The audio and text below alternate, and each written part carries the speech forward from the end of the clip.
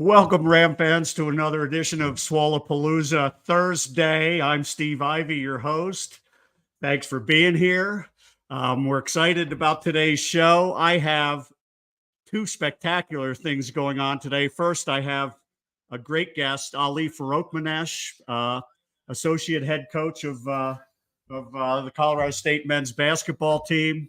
He'll be joining me shortly, and we'll be spending quite some time just talking about stuff, getting caught up with Ali. I've got some fun stuff planned with him. And then to end the show, I'm going to be introducing my new co-host for my Monday morning show, Monday Morning Cup of Coffee. As you know, if you've been following me, I'm going to be going live on Monday morning. And I'm excited to have a brand new co-host joining me. So it's going to be a lot of fun to bring him on. You'll get to meet him. At some point, we'll have you send stuff in the live chat to if you want to take guesses. Feel free to come into the live chat and the like. So anyway, just to tie up some loose ends, you hear me begging to subscribe. You hear me begging to hit the like button. I don't control the YouTube algorithm, and you can really help me out. The more people that subscribe, obviously, the more people that like, the better things happen. The better I can do for you guys. I'm actually ecstatic. We're up to about 100 subscribers, just under that. We'll cross over 100. I wouldn't be surprised if that doesn't happen in the next day or two. And a lot more people watching. It starts small. I didn't expect things to be great right away, and I'm actually ecstatic with where things are at. Without any basketball to talk about yet, and really still in the preseason, the response has been fantastic. So thank you very much. Today's background, if you know, I've been using national park backgrounds. Today is a photo of Grand Teton National Park. I'm not going to do my editorial like I've been doing for previous shows, but I declared it National Park Month. So anyway, that's my background today. As I said, please subscribe to Crackers College Hoops and be sure to hit the like button. So with that in mind, I'm going to bring on my guest, Ali Farokhmanesh, about to begin his 7th year as an assistant, now associate head coach. Came with Coach Nico Medved from Drake University, where he was an assistant for 1 year. Before that, had been a graduate assistant, I believe, director of player development for another person we know quite well, Tim Miles, when he was at Nebraska. Welcome, Ali. Thanks for coming on. No, thanks, Steve. Lots of Colorado State ties before we even got here. Yeah, we're not even going to tell Miles stories today because there's too many. We could devote a show to that, so we don't need to worry about that. But tell me about your day. What you been up to today? Well, it's a slower day today. We had an off day. Obviously, it was media day for Nico and Neek and Jalen Lake were up there representing us, and so we had a little slower day. Watched some film with some guys, and took one of our freshmen out to lunch too. Spend some time with those guys, and you know that they're going through it at a different level than some of these older vets. Everything's brand new for these freshmen, and so got to check up on them every once in a while, make sure everything's going well. And then I'm home by myself, so I didn't really know what to do with myself today. So I stayed at the office till like 6:30, 7 o'clock because I had nothing to come home to, and now I'm lonely. It's just me and my cat at our house right now. You have a cat, not a dog. No, we're cat people now. We with 4 kids, a cat can do his own thing. If we add another dog, that's like adding another kid. So we're good with 4. We don't have grandkids, so we have a dog, and my wife has me pretty much talked into getting a second dog.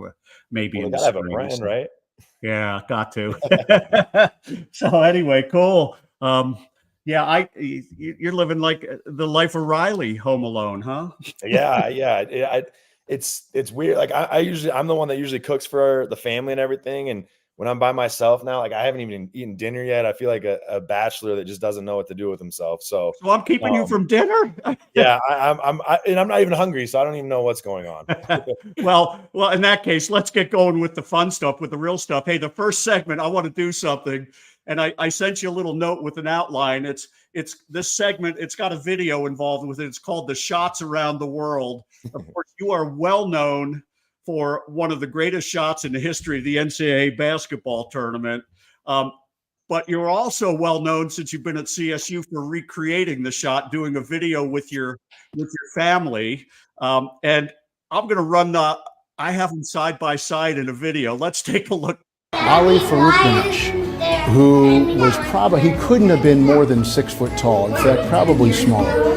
But he was built like a little pocket Hercules. You know, he had this swagger about him on the floor. Absolutely, great idea. He kept getting open, and they kept telling him to fire. Farokhmanesh with a couple threes, and Lucas a rear screen. They had to shoot the three, and they had to make it work. And this kid did. You guys understand? But he did hit this gigantic shot with about a half minute left in the game. 1, 2, 3. Runs out. A hell of a what happens on this possession. Farokhmanesh, a three. Kansas is going to get the ball. You can't be serious with that shot. You've got to be a pretty confident kid to do that with those kind of consequences on the line. And when he hit it, the place just erupted. And I got to tell you, of all the games I've done, and I've done a couple in the tournament which really stand out, but individually, what he did that day was the stuff of legends and the stuff which makes this tournament so great. So, of course, that's Kevin Harlan talking about it. He did the broadcast with the famous line, "You can't be serious." So, first of all, I need to know, you made that shot. You've been asked about this shot a million times. You made the shot. You probably took that shot a zillion times in practice, right? I mean, I think you know that, Steve. It's like as a shooter, and you're in the gym all the time. I think there's no shortcuts to becoming a good shooter. You're in the gym all the time, and so I think you get used to shooting those shots. And there's very few times you're open like that as a shooter.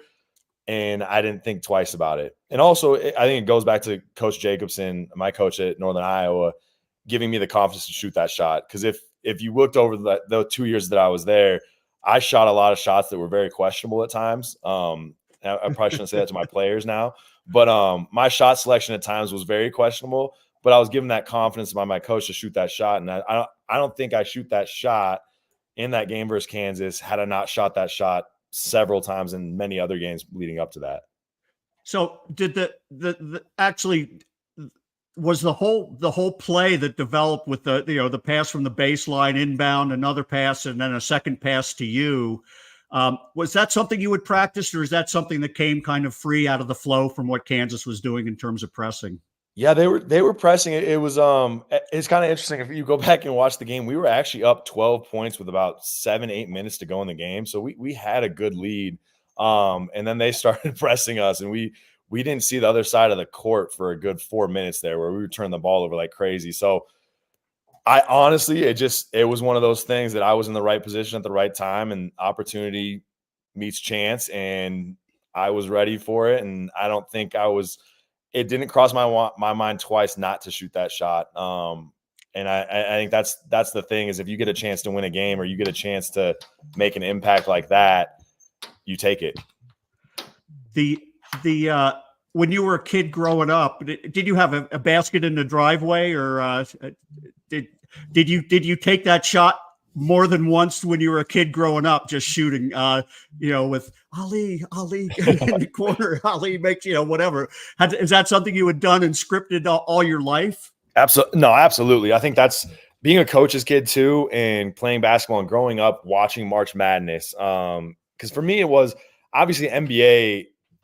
That's the ultimate goal, I think, as a player. But for me, to be honest, the ultimate goal was playing in March Madness. That's what I always wanted to do. And so I grew up counting down my shots. My mom would be like 3, 2, 1. And I'd shoot it and win a March Madness game. And so the Bryce Drew play, the Tyus Edney plays, those plays that's what I grew up watching. That's what I grew up emulating. And to be a part of that and be in one of those moments, that was absolutely full circle. Who was your hero growing up? Who was your favorite college player growing up? So my parents were volleyball coaches. So honestly, some of my idols growing up were volleyball players. Like they had a player that her name was Sarah Silvernail, and she was the Pac-12 Player of the Year at Washington State. And Washington State back then was not known for their athletics at that level. And so I grew up watching those guys. Isaac Fontaine, all these players from Washington State that nobody knows about probably. Those were the guys that I grew up watching. Those are the guys that I emulated. Carlos Daniels. Those were the players that I looked up to, and obviously football players too at Washington State at the time. Jason Gesser, and no one probably wants to hear this, but Ryan Leaf came to when I was 8 years old, came to my birthday party. So I grew up around athletes my entire life, high level college athletes, and those are the people that inspired me and pushed me. And also I got to see them, what it really took to become the best of the best at what they were doing. Cool. So here's the second part of this this segment, and that is I want to go back, and it's the recreation. So I need to know. Let's run this again.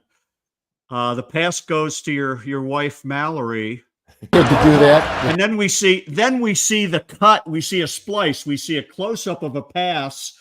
She's making a pass to you, and then we see a different camera shot.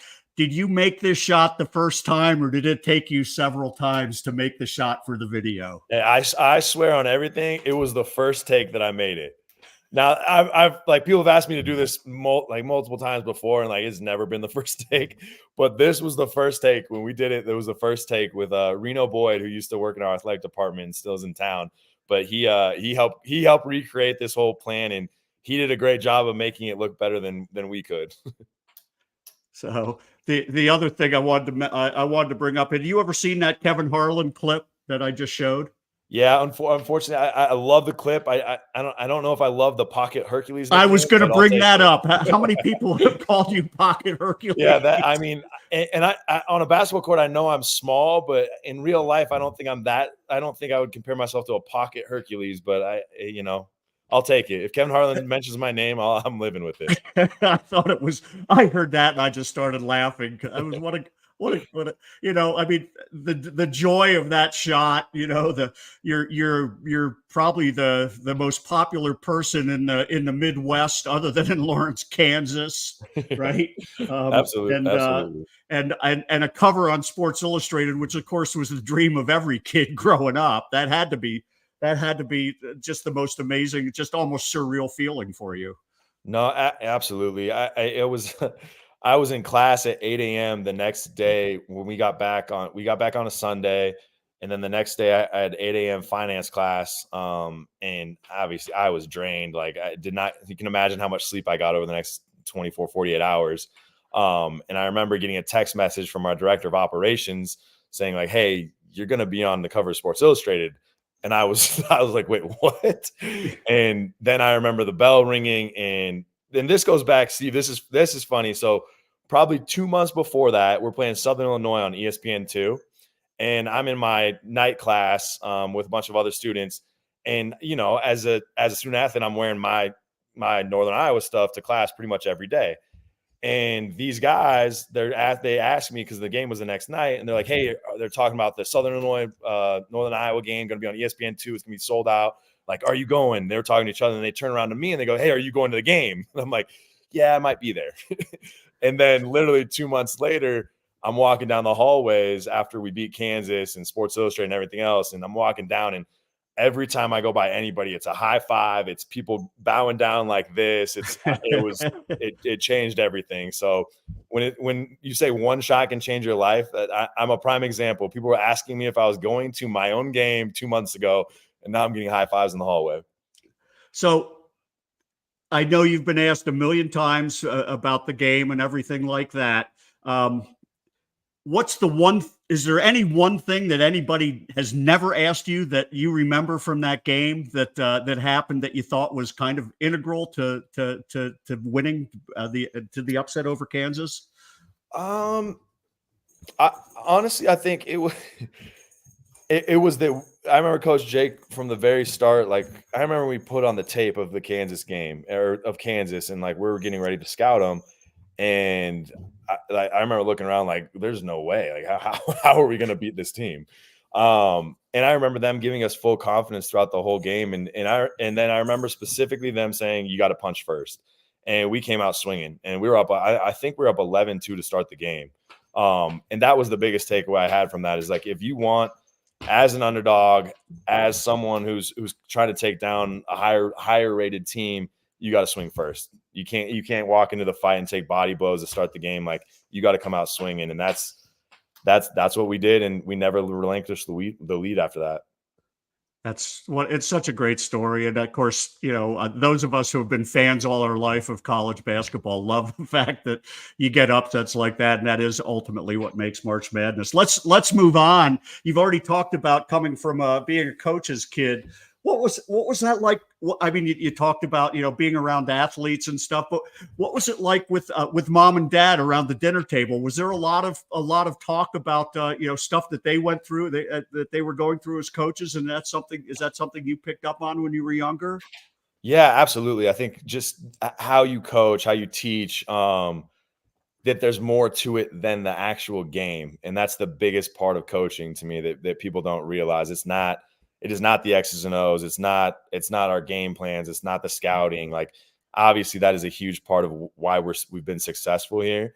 But I truly believe why we've been successful here is because of the culture that we've built and the people we bring in and how we interact and the relationships that we have. And my parents taught me that from the time I was a kid. And I remember my parents having those relationships with their players.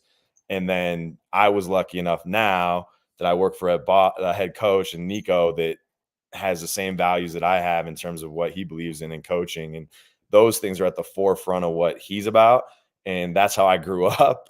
And it's kind of been a perfect marriage in that sense. And I know I'm lucky, and I know I'm blessed to be in a situation that I work for somebody that has those same type of values that I have. How tough was it when you're younger? I mean, obviously, so you're up in Pullman, right? With your mom, Washington State, and your dad there. They did road trips and stuff. Did you spend a lot of time? I mean, they Pac-12 is a big traveling conference. Was it? Did you have somebody taking care of you? How did that work? Yeah, I would have babysitters sometimes that I'd stay with and whatnot. And then honestly, I'd go on the road a lot too. So I got to see all these venues and these high level athletes, because at the time the Pac-12 was the best conference for volleyball in the country. So I got to watch some of the best athletes in the country. They would have 8-9 teams making the NCAA tournament. So I was lucky enough to see that on a day-to-day basis. And my parents used me in recruiting too. So I still remember my mom talking about this, for sure, recruiting violation, but it was Sarah Silvernail who was the player of the year in the Pac-12. And they were playing at Arizona, and I was with them. And she had just been on a visit to Washington State the week before and was in love with me, obviously a little 3-year-old running around. And so I saw her across the way. I don't remember this, but my mom told me. And I saw her across the way, and I ran up to Sarah because she was on a visit at Arizona. And I ran up to her on the other side, and I sat with her the entire warm-ups and talked to her the entire time. So I started recruiting from the time I was 3 years old. So I didn't really have a choice. But I was blessed to see those things, see how recruiting went, saw how relationships got built. And so I got a very unique experience as a kid growing up. So I don't know if you're aware, I went to graduate school at the University of Arizona. I'm a Wildcat. So I might be turning you in for a violation, and you might be getting the Book Richardson penalty real soon. Hey, statute of limitations applies right here. We're way past it. That's great. But did you know, or did you think you wanted to be a coach growing up with coaches? I don't know if I ever thought about it specifically. I know my mom used to say that I would draw plays up in the sand and stuff like that when we'd be on vacation. Yes. But honestly, I didn't know for a while there. I thought about doing financial management. But then it came down to it. And at the end of the day, I knew I didn't want to be away from basketball, and it was in my blood, and I love teaching. And I think my favorite part of this whole thing is watching young men develop and seeing Isaiah Stevens or David Roddy, can't play in this. I was telling our freshman this today. David Roddy couldn't play 12 minutes against Northern Colorado in a scrimmage as a freshman. 3 years later, he's in the NBA. And I think Yeah. that's why you do this. That's what makes this fun. And that's why I love coaching. And that's exactly what I grew up knowing. And the development side of it, as a 5'11" white guy, the only chance you have is to develop. And so that's always been something I've been interested in and really take to heart. 5'11" white guy. Heck, you were pocket Hercules. Exactly. I'm just gonna say that now. And Steve, I say this all the time. When I played, I said I was 6'1", 6 foot. Now I say I'm like I'm 5'10" to make it sound like I did that. I was that much better than. So let's switch gears a little bit. You talked a little bit about how you were involved with recruiting as a 3-year-old. Of course, recruiting has changed over the last several years with the portal. Can you give me an idea? I'd love to hear. I've never really spent time talking with anybody about, and if you can share as much as you can, and you don't have to use any names, but we got CSU. You got 5 players out of the portal this past spring, summer. Can you give an idea of what it was? And pick any one of them that you may have been involved with, and you don't have to name the names, but what does the process look like? It's fast. It's very fast. Like for example, and I can't talk about that one. It's in the portal. It's so much faster than the high school recruiting. Like high school recruiting, for example, both of our commits, I probably started talking to a year ago. I can't say their names, but almost a year ago. So you're talking about a year-long relationship that you're building with a kid and getting to know them, and you really feel like you know them in and out by the time they come here. In the portal, you don't. You got about 2 weeks, 2.5 maybe max. And it moves fast. It changes fast as well. I think that's the hardest part with the portal, is a kid that you might think that you can get involved with, or that you feel good about him possibly coming to your school. It could change in 2 days. And the biggest thing that we say in the portal is 2 days, 1 day in the portal is like 1 month in a high school recruitment. So if you, so that's how fast it goes. And you're trying to build a relationship, get to know these people in that short amount of time, and decide like, and that's why we have this software called Profile that helps us evaluate their personality to see if they match with us. That's been super helpful in the portal for us as well. And then we go off of relationships too, and base it off programs as well. And so like a guy like Bowen Bourne, obviously Northern Iowa, great program, right? Yep. They produce really good small white guards, I hear. Exactly. A bunch of pocket Hercules. We'll give that nickname to Bowen now. But that, obviously, knowing him, recruited him while we were at Drake as well. And I knew his dad. So that was easy. We knew who he was. So that one was less about getting to know him as much as just recruiting him.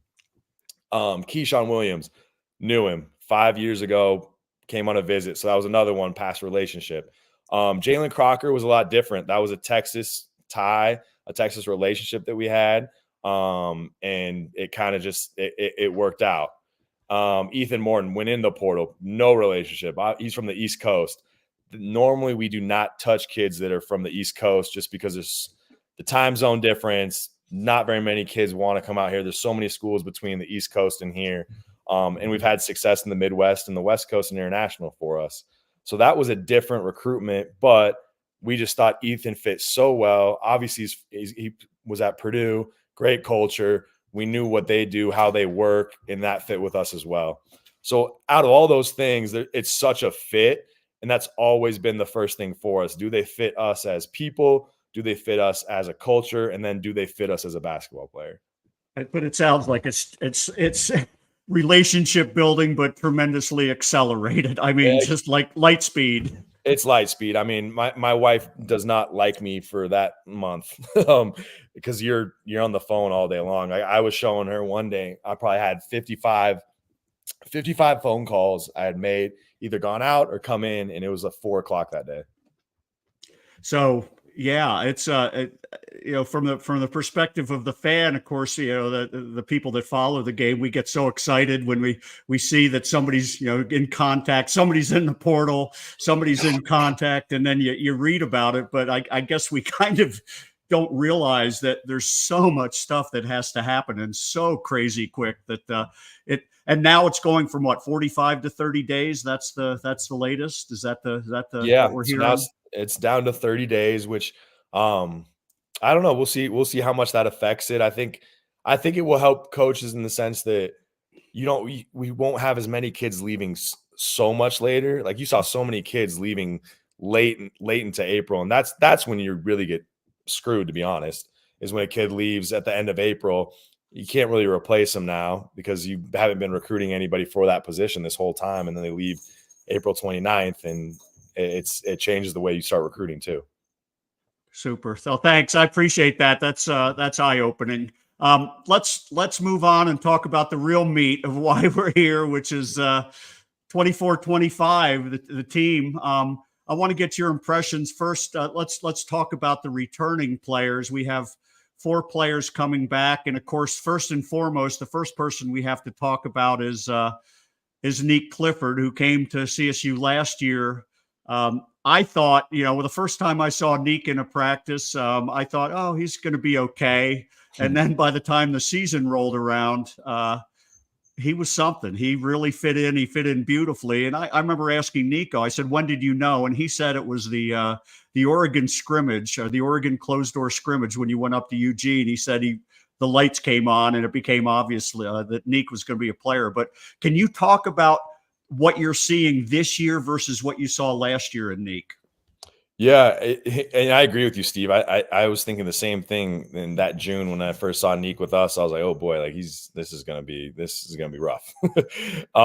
But his confidence changed, and I think that was the biggest thing. And then to be honest, there were some things that he needed to work on. I think his game at first was very finesse based. And I think now, and it still was a little bit last year too, to be honest. And I think now he's getting away from that. He's not trying to just take and make tough shots. He's trying to be as efficient as possible. And I think the physicality that he's playing with is at a different level. His ball handling has really gotten better. Last year, he could do straight line drives. There wasn't a lot of change of direction. There wasn't a lot of quick moves. Now he's added that to his game. But I think the biggest thing is he plays stronger now with the ball in his hands. His shots become more fluid. And we saw that last year. But also now he can play out of the post. And I think those aspects of his game are going to help his passing because he's such a good passer. He sees it so well, but you have to create an advantage before you become a good passer. Just because you can pass, but you can't create an advantage for yourself, you can't lead. No one's going to help off you then. So that's what's changed in his game the most is now he's become such a threat in so many different areas of his game that now his passing can get more involved as well. Yeah, I went to the practice on Tuesday this week, and I thought he had an exceptional practice on Tuesday. He did some things. I teased him afterward. He had a wonderful steal that led to a breakaway dunk, and he went running over to the corner as if he was waving to his parents, and we had a good laugh about it. But he was exceptional in practice, and he's really, really looking sharp to my eyes. So that's exciting. Now, how about Lake Mbemba and Evans? Let's start with Jalen Lake. What do you see for him this year? Yeah, and I think and I think everybody knows this. When going into the start of the season last year, he was basically our sixth starter. Like he was the same as all those other guys starting. He was our sixth man. And he was playing great. He was actually shooting almost 40% from three until he broke his finger. And that really changed his season that year. And he didn't get quite back in the groove ever again. He was always great defensively for us, but never really got back in his groove offensively that he was kind of going into at the start of the year. And he looks great right now. He does everything right. That's the best way I can describe Jalen. He just does everything right. Always in the right position, communicates at a high level, dives on the floor for loose balls, plays physical on defense, moves the ball on offense, takes and makes great shots, handles the ball and makes the right play when he has the ball in his hands. He really just does everything right, and you need him on the floor. And that's what he's going to have to be for us this year. He's going to kind of have to be, in some ways, how Isaiah was, that steady force of the communication, how he would organize things. Jalen's going to have to do a little bit of that this year too, which he's very capable, and he's got such a high IQ. Now it's kind of giving him that voice and letting him get confidence in his voice. And it's there and it's coming. And I think I'm excited to see what it looks like on Sunday now too, because it's a little different when you get punched in the face by somebody else too. Yeah. But Kyan and Rashawn have been great too. And Kyan's obviously, he's taken a big jump. He's gained 15 pounds of muscle since last spring. And I think he had a different level of experience. And I told him this the other day, where Isaiah got the experience as a freshman, he got to play through every single one of his mistakes. Kyan didn't get that opportunity as a freshman, but he got the opportunity to watch and see how it's done at the highest level, face-to-face, every day in practice, on the court, in the games, how he prepared. And I think Isaiah, that helped Kyan just as much as how Isaiah got to play through his mistakes. And you can see he's really changed how he plays, how he approaches things. And that's going to be the biggest carryover for him, I think, going into this year. And then Rashawn got fully cleared. He's healthy. He played in our scrimmage versus each other this on Thursday or on Wednesday. And it's good to have Rashawn back. That's all I'll say about that one. Yeah. He's a workhorse inside, and he sets some big screens. That's what I love about him. I like guys who set big screens. You are going to feel him all game. He is one of the most physical basketball players I've ever been around. Like he's not only is he big, but he knows how to use it too. So let's talk the portal additions. Who do you expect to be the impact players that we got, the 5 players out of the portal? Who do you see as the ones that are going to rise to the forefront? Yeah, I think obviously I think you start with Ethan, just with his experience level. He's won a lot of basketball games. He knows what it looks like, and he's the quintessential piece for us. Great cutter off the ball, understands the offense, can pass it at a high level. And I think that's what's different for him coming here as opposed to Purdue is I think some of his skill sets and what he does well probably fits better into our system than it did at Purdue. And that's partly why he transferred as well. But when we saw him go in the portal and his numbers obviously don't pop out at you last year from Purdue and you're like, let's get excited about that. But we knew who he was. We went back and watched the film, talked to people, and we did a lot of extensive research because we just really believed that he would be successful here. And he's fit in like a glove. And we're going to need his leadership this year as well, in terms of his communication. And you've gotten to know him a little bit more now, Steve. Like he is definitely willing to talk. So I'm not worried about his communication on the court. So I'm excited about Ali. I love him because he's from Pennsylvania. That's where I grew up. So exactly. We got a one East Coast guy over here right now. But it's been and obviously he's an elite defender, and I think that's what will be interesting this year. Is we have with Jalen, Neek, and Ethan. You got 3 guys that are probably some of the best in our league defensively at their positions. Then Jalen Crocker Johnson, big body. I mean, legitimately 6'8", probably a little taller than that even. Plays physical, left-handed, can shoot the 3, can score inside. It's a little bit of a different pace for him now because we're going to ask him to play on the perimeter a lot more. Whereas at Little Rock, he was in the post pretty much exclusively and playing as a post player exclusively. So his development this spring and summer was all about developing his perimeter game, working on those other things as well. But we're going to try to develop him into a David Roddy type, Joel Scott type, where he's can play that perimeter spot, but also play inside too. But he's been a great addition.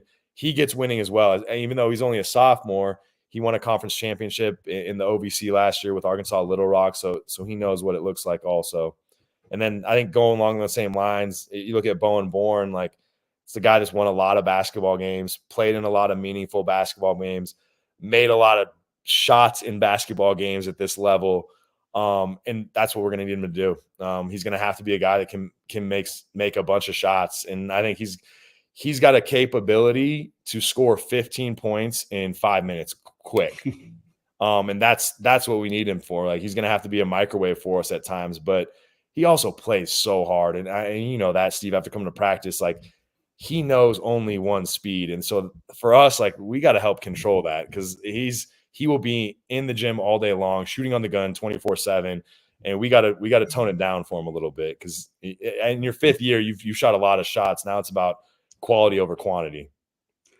You know, the practice I went to this week, I already talked about what I saw out of Neek. I thought Bowen Bourne had a great practice, that he looks like he's really starting to get traction. And he's a very smart player and a very talented player, but he's really starting to figure out how his skills fit within what you guys are trying to accomplish. And I thought he looked really solid. So I'm excited to see him. And of course, he's an undersized lefty, which is what I was. So That's I love perfect. that. That's why And we then did it, obviously, Keyshawn, you mentioned Keyshawn. You've known him for 5 years. Where do you see him fitting in?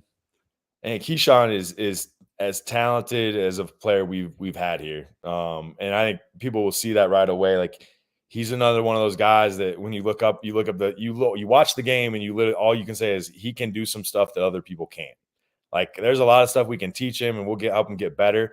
There's also a lot of stuff that he can do that just nobody else can. And that's what's going to be a separator. I don't know too many people that have two guys on their roster that came in as transfers that at one point in their career averaged over 17 points a game. And that's what we need from Keyshawn. That's what we're going to need from Bowen. They're going to have to be kind of those microwave guys off the bench. But also, and Nico talked to them about this too, the underrated parts of their games is they're playing very selfless right now. So there's some guys, these two are guys that can put the ball in the basket, but they're starting to learn how to play more as a team, to move the ball, learning how to cut. And the funny part is with Bowen and Keyshawn is they're elite cutters too. And I don't know if we knew that necessarily when we recruited them out of the portal, but it's shown up while we're playing against each other. So let's move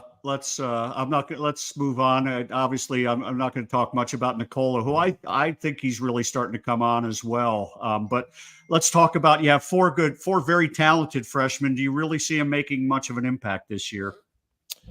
Yeah, I don't think you know yet. If you would, like, you were there 2 years ago when basically we got every injury known to mankind in college basketball. So I don't think you can say never to any of these things. I do know Kyle Jorgensen is going to have an opportunity to have a big impact as a freshman. He got a big opportunity to steal a ton of reps this summer with Rashawn being out for a little extended amount of time. That allowed Kyle to get rep after rep after rep. So he got exposed to college basketball really quick because of that. And I think that's only going to help his experience and going to help him while he's playing. But he's a Jokic-ish type player in terms of his skill set, passing ability, shooting ability. We'll work on the defense, but the offense, he's definitely has that. And then Jaden Stepp he's all of 6'8", and he's built and he can play like it. And he's been fun to watch play because he's grown over time, and it's going to be new for him too because he did a lot of his work on the inside in the post too, and everyone knows we want to play 4 out, and to be honest, we're 5 out a lot of the time too. So him continuing to develop his perimeter games, a huge step for us. Darnell Slater, it's very Jalen Lake-ish as a freshman, does everything right. He's battling through an injury right now, but he's on the way back. But it's the best comparison I can say is Jalen Lake. He does everything right. And then obviously John McConan, athlete. That is, Neek is an elite athlete. Keyshawn is an elite athlete. John is better than both of them. And they'll both say that too. John's got a chance to be really special. I mean, I really believe someday he could be defensive player of the year in this league. He can shoot the ball. He's electric on offense. He's slowly learning the offense, learning how to cut, how to space off the ball. A lot of the stuff that you don't learn in high school because you have the ball in your hands so much. And, the higher levels you go up, the separators are how you learn how to play off the ball. And that's the same thing with Roddy and Zay. That's why they have a chance to play in the NBA, and why Nick will too, is because at CSU and with Nico, like, you have to learn how to play off the ball just as much as you do on the ball. Yeah. So, well, thanks. That's a good rundown of the team. Obviously, everything starts coming together. Closed door scrimmage, you said, on Sunday with future Pac-12 opponent Washington State. The Cougars are in town. You got an intra-squad scrimmage a week from tomorrow, Friday of homecoming weekend, and then Adams State, an exhibition on October 30th. I'm sure you and the players are getting antsy, tired of practicing against each other. Are you antsy as a coach to do something against somebody else other than just running practices? Yeah, we as coaches, we probably want 5 more practices. But no, we need to play somebody. It gets to the point where I don't even know if we're good because we're just going against each other every day. So we need to see somebody else. We need to hit somebody else. We need to get tested. We need to get exposed a little bit as well, and that's what these scrimmages are for. So we need to see somebody else. We're at that point where our guys need to see somebody else. But to be honest, as coaches, we need to see somebody else as well. So here we go. I think everybody's getting anxious. Nobody knows who this guest is. Can we get someone who knows Ram basketball in here? Taylor, nice comment, Taylor. There we go. I'm trying the best I can right now, Taylor. Yeah, you just made a shot to beat Kansas when you were younger. You've just been involved with bringing CSU to NCAA tournaments 2 out of the last 3 years. Taylor's a good guy. He's just teasing. Hey, before I introduce my new co-host for my Monday show, one last simple question. Next steps I realize, you're into this season, everything, but next steps for Ali Farokhmanesh. I'm sure you have to have head coach aspirations. Yeah, absolutely. That's the next step for me. I haven't left here for a reason. I love this place. We've built a community here, and I think that's what makes it hard to leave here too. To be completely honest, is I got 4 kids. They're in every sport. They're in every club. They're in their schools. My wife is out and about doing what she does in Fort Collins as well, and it's become home. And so that's why I haven't left. I also work for one of the best coaches in college basketball, and I know I'm lucky that he's of the 5% that understands the balance of life and basketball. And that's rare to find too. So yeah, absolutely. Head coaching aspirations. And that's the ultimate dream. And I'm excited for that when that time comes. But I'm very happy with where I am. And I do really enjoy being in the gym with the guys. And I don't think about it all the time. I'm plan for it, but I'm definitely not thinking about it. So just real quick. So what would happen if Ben Jacobson decides to retire after next year and Northern Iowa comes a calling? Is there a strong enough tie? Would you seriously, is that something you would jump at? It's not really up to me, right? That's up to the boss too. And I'm talking about my wife. It's whatever happens. Would I love to go back to Northern Iowa someday? That would be amazing. That'd be really cool to go back home. That I have so many memories with so many great people.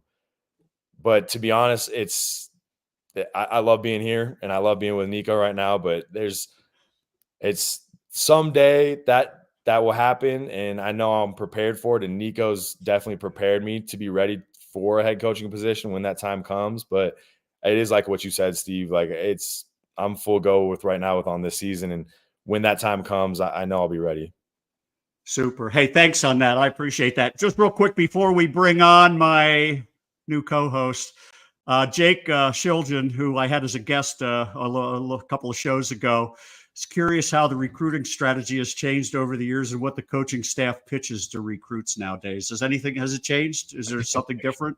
It changes every 2 hours now. Literally, one of the best stories about this, we had a kid on campus, and literally the day before he was about to come to campus, the Pac-12 announcement came out. So the recruiting pitch of the Mountain West, 6-bid Mountain West, had to change to, we're in the Pac-12 now. So it is always changing, it's evolving. The recruiting pitch doesn't change in the sense that the development aspect, who we are as people, what we do, how we're going to develop you, the city of Fort Collins, the support we get, the fan base, sold out Moby Arena. Like, that is a huge sell for us. And we've been lucky that Moby has been great to us, and the fan base and the community has really bought into Moby Madness. But those things are still the same, but there are new aspects to it. Absolutely. NIL has changed things. Conference realignments changed things, but the main stuff is still the same with these new additions to everything changing. Okay, cool. Thanks. Hey, so now drum roll. I've got a little quick video, and then we'll introduce my new co-host. If anybody has any guesses, feel free to throw them out there. If you get this one, you're pretty good. Here it go. Here we go. Let's roll it. Some men aren't looking for anything logical, like money. They can't be bought, bullied, reasoned, or negotiated with. Some men just want to watch the world burn.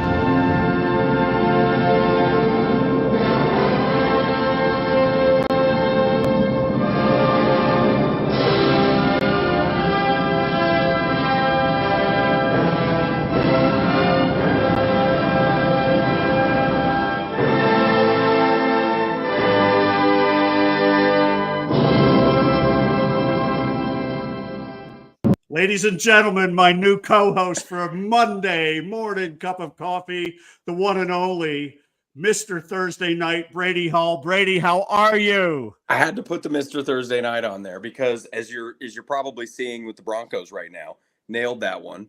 Obviously got that one. So we're back. We're ready to go.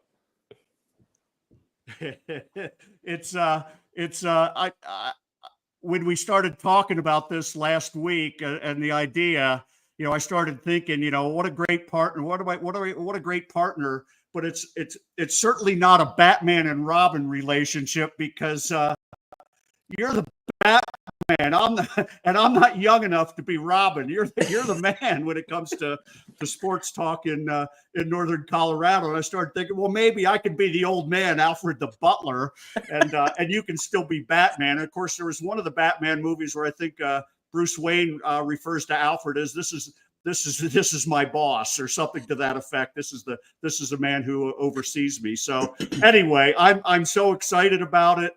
We're going to be getting together on Monday morning with a live 30-minute show, doing an interview and talking about what happened, what we saw over the weekend, and what we are looking forward to in the rest of the week.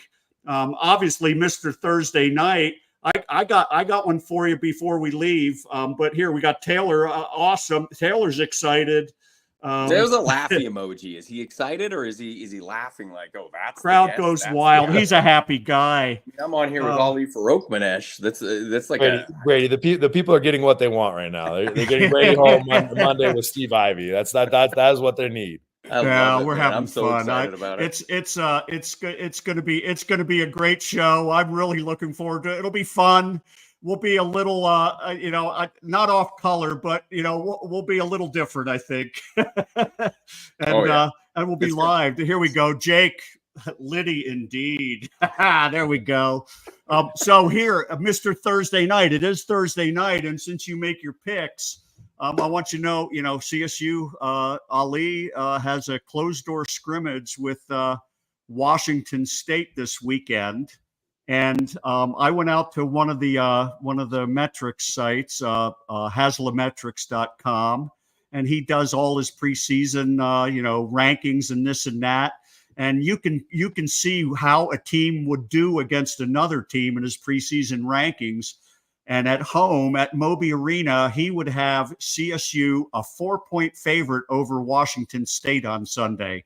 And the over-under would probably be about 140.5. Where you at, Brady? Come on, Mr. Thursday Night. Where you at? Oh, definitely CSU. No doubt about that. I mean, Ali's right there looking at me, so I can't go against what are we doing CSU. Here? The over? I mean, Ali, come on. The over might be tough. You guys are all teams, both teams working out the kinks right now. So are we good defensively right off the bat, or are we good offensively right off the bat? It might be safe to take the under there. Yeah, so I there's not a lot of NCAA rules right now, but I know I can't answer that question. Yeah, I know you can't, and I know the coaches aren't going to tell me anything about the results, but sooner or later they do leak out, and we'll. Last year we learned through I forget who, whether it was Jeff Goodman or somebody else, that CSU rolled Minnesota to the tune of a 38-point win or something like that, and so we'll see some kind of results, but I've got CSU covering, and I've got the under of under 140.5. Okay, let's go with that. Just to let you know. Sound good? That sounds good to me. Ali probably can't answer that, but yeah, that sounds good to me. You got any questions for Ali before we wrap up? Ali, I mean, I always ask you questions, man. I'm texting you all the time. How you doing? How you doing? That's what I want to know. How's life? I'm good right now. I told Steve I'm struggling right now because my wife's not here, my 4 kids aren't here, and I usually cook the dinners, but since it's just me, I still haven't eaten dinner yet, so I'm struggling without my family right now, to be honest. Dude, we live pretty close to each other. If you, I should just drive over. All the good stuff. If you need anything, I might have to come over. I think you should be cooking him breakfast tomorrow morning, huh? Breakfast is good. I'm good at cereal. I rock cereal. That works for me. I'm good with that. Did you guys notice my where am I here? This shot right here. I see the Bronco chair. Right there. Do you see it? What is it? David Roddy. Was that the Duncan Air Force? Yeah, that was the Air Force dunk. There you go. David signed it. Ollie, I mean, I know people. I know people sign it for me. So, it's no big deal. It's whatever. Hey, how cool was that though? Watching Zay and Roddy both last night. That's awesome. That was awesome. There's so much. They're great guys too, and that's your entire roster every single year. You always have these great guys, but. Man, I'm really excited. Obviously, always for David Roddy, but I can't wait to see what Isaiah does. Yeah. He had a great summer league. He was one of the top players in summer league, so I'm excited to see what he can do with the Miami Heat. Yeah, I think I'm reading they're taking. They have one more preseason game at Memphis tomorrow, and they are not taking their top 6 or 7 players. So they will be playing mostly second and third team stuff. So he should get a good amount of minutes tomorrow, and hopefully that'll be enough to bump him a little forward with the little ahead with the what's going on there. It's a tough task with a pretty veteran team. So he's doing great. I am excited. He has committed. He will come on our show. I don't know if he'll do a Monday or a Thursday. It depends on schedule. But both he and Roddy have said they'll come on. So we'll have those guys sometime in the next few weeks. So that'll be good. Anything else, Brady? I don't, Ollie. What's that depth chart look like? Can you give us the depth chart? I'm always asking about that. We're ready to get that thing ready to go. I saw you put our depth chart out there already. I think. I like to take guesses. I predict a lot of things. Sadly, I'm wrong more than 50%. So I'm starting to question my credibility at this stage. But if I can nail this depth chart for you guys, I think we're going to go up a notch. So they are adding that GM role now to college basketball staff. So we might have to bring you on then. We'll figure it out. You have my number. I'll be ready to go. I'm rocking and rolling, ready to go. Let's do this. There we go. We have a job offer. Never knew I'd have a show where I'd have a job offer. That's an awesome. Official job offer. Okay. Where do I sign? I'm ready. Roddy and Zay are coming on the show. They're gonna have to live up to the best show you've ever had, Steve. Right here.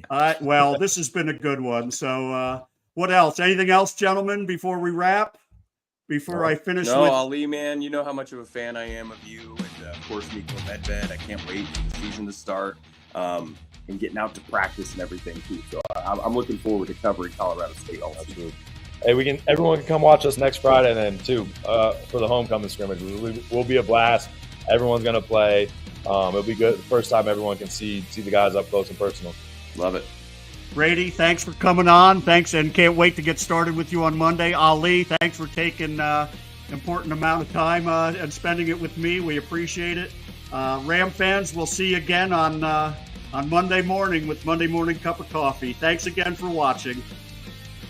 Thanks, Steve. Thanks, guys.